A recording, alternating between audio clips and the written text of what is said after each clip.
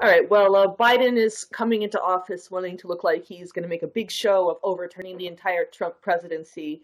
And of course, a lot of this is literally pageantry. I think even some of the articles promoting Biden are calling it pageantry because it's something that's done. Every president wants to make a big splash once they show up. But so he's going to overturn, which unfortunately, because the previous presidency and even to an extent, Obama's before that, we've got this situation in the Senate and in Congress where it's just a deadlock. And so if a president wants to get something done, the only way that they can do so is by passing executive orders. So you had Obama pass all his executive orders, boast about governing by the executive pen because the Senate wouldn't let him get anything done because the Republicans didn't want to let him make a move.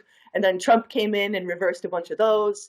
And he, of course, the Senate, well, not the Senate in his case. In his case, it was Congress, but didn't want to let him get anything done. So, and then Biden is coming in and reversing them again. So, in general, presidential politics is a big pointless tug of war between one side and the other, which aren't really different sides at all, because they both, at the end of the day, answer to the same people: large corporations, the state of Israel, the war, military-industrial complex.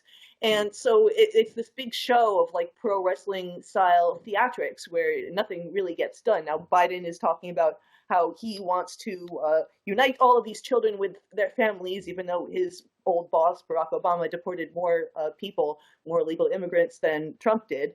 And he's going to talk about it's going to be mandatory to wear masks when you're traveling between states. Well, it already is, actually. If you're on an airplane or you're on a train, they don't let you do that unless you're wearing masks. So again, it's so much pageantry and so much talk, and nothing really is going to change in a large way, at least not in the early days. And it's the one thing that will change, however, is how the media covers Biden.